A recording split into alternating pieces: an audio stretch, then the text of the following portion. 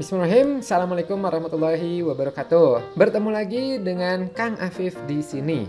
Pada video kali ini kita akan membahas tentang titik dots.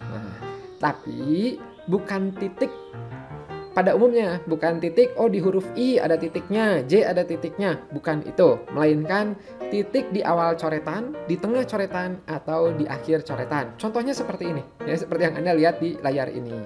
Gitu. Nah, ini ternyata ada makna-maknanya. Apa saja makna-maknanya? Saksikan terus.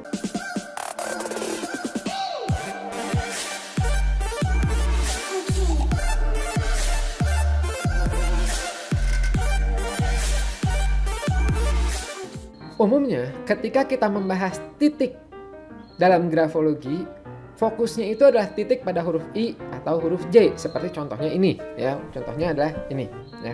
Nah, ini memang suka disebutnya, kalau titiknya lengkap berarti dia terbiasa memperhatikan detail, ya, ketelitian, dan sebagainya. Sementara kalau suka dilewat-lewat, ya, titiknya, maka berarti detailsnya kurang, ya. Kemudian lebih melihatnya lebih ke global, ya, gambaran besar dan sebagainya. Bahkan kalau ekstrim suka juga disebutnya, wah ini ada indikasi pelupa nih, ya. Tapi ingat itu mah terlalu loncat, ya gitu. Nah, seperti yang tadi saya sampaikan, di video ini bukan membahas itu, melainkan titik-titik seperti ini. Nah, ini biasanya masih banyak yang belum tahu nih, ya.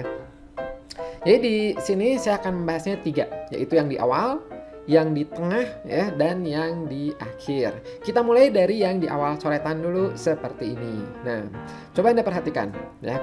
Berarti orang ini sebelum dia nulis, misal nulis ini, itu awalnya dia titik dulu, titik. Ya gitu, baru nulis inisial titik, kemudian dia nulis. Nah, pemberian titik ini, ya, mau di awal, di tengah, di belakang itu menjadi tanda marking time, ya gitu. Marking time itu jadi tanda waktu penulis. Nah, di awal, ya, kalau ini ditemukannya pada penulis tipe tulisan cepat, ya gitu, jadi cepat kemudian tek di satu tertentu, ya, dia itu tiba-tiba membuat titik ini, maka dia berarti membuat jeda, mempertimbangkan apa yang akan dia tulis berikutnya. Ya, misalnya nih dalam surat kontrak, ya, dalam surat perjanjian, atau dalam apapun itu, ya, nulis tek tiba-tiba dia berhenti dulu nih, ya. Nah, itu awalnya berarti dia mikirkan untuk apa yang akan dia tulis di kalimat tersebut dan berikutnya, ya.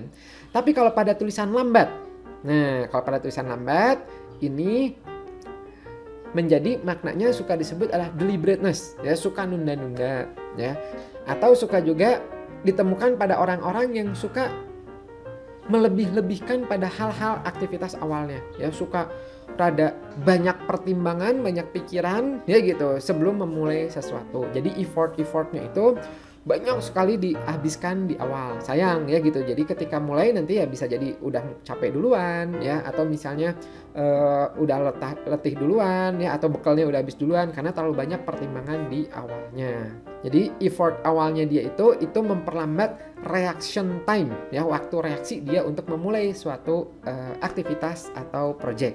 Nah, biasanya penulis seperti ini kadang-kadang juga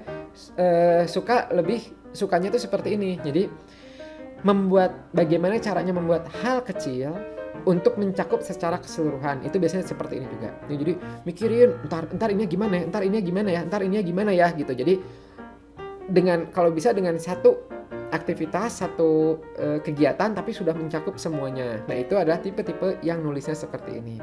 Semakin banyak ditemukan, semakin kuat signifikansi pada yang bersangkutan. Nah, beda halnya dengan yang titik di akhir coretan.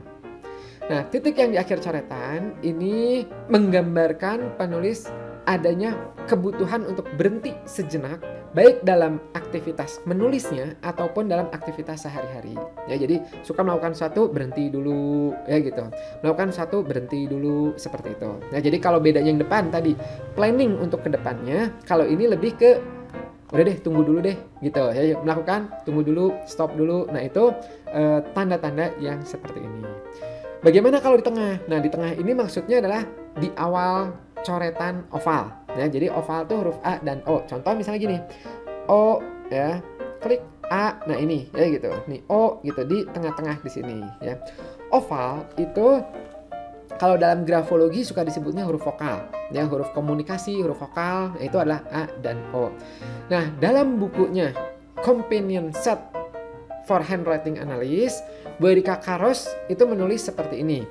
Michon, ya, grafolog Prancis yang terkenal sama metode traits-nya itu dia menginterpretasikan tanda ini itu sebagai tanda a dark spot in the writer past. Ya, gitu. Jadi maksudnya adanya titik hitam, adanya pengalaman traumatik di masa lalu penulis. Nah, itu yang biasanya perlu digali ya ketika interview, ketika konsultasi ya.